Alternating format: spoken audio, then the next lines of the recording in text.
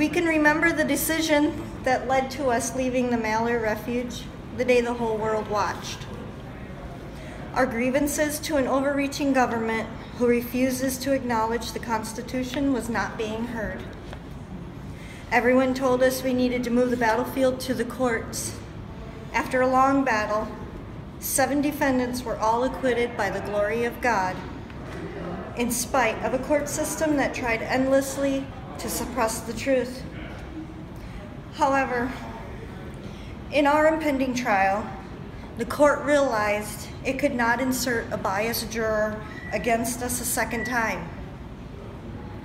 The judge has refused to allow us our constitutional right to an impartial jury guaranteed by the 6th Amendment.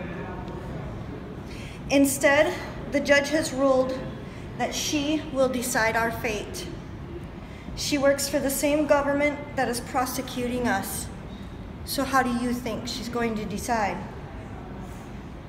She has already stated in the first trial that the defendants were at the refuge and were therefore guilty, even though it was public camping and hunting grounds.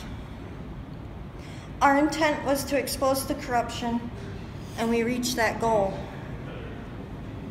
We do not have a voice from behind bars.